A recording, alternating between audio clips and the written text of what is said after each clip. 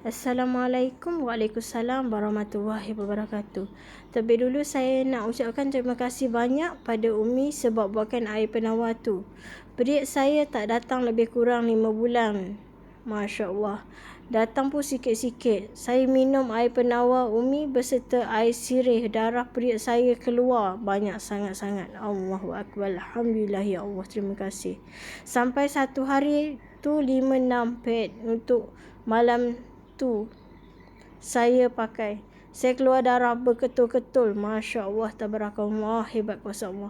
Yang saya perasan macam ada daging-daging ketulan, daging keluar. Masya Allah. Selama ni tak datang sebab itulah mungkin. Sekarang dah keluar sikit-sikit. Tapi saya ingat pesan Umi, Yasin jangan tinggal. Betul, jangan tinggalkan Yasin.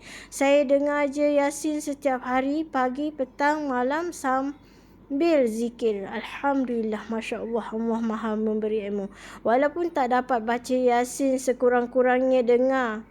Saya rasa perut saya tu lega sangat-sangat. Masya Allah. Masa senggugut tu, saya minum air Umi juga. Terima kasih Umi. Masya Allah, tabarakallah. Terima kasih dekat Allah.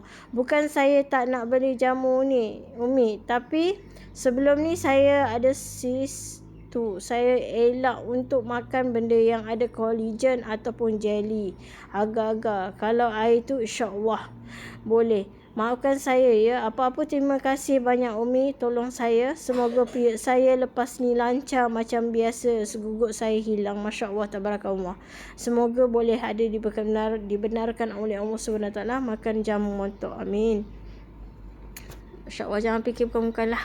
Duduk je kat dalam-dalam grup tu. Buat yang terbaik. Amin.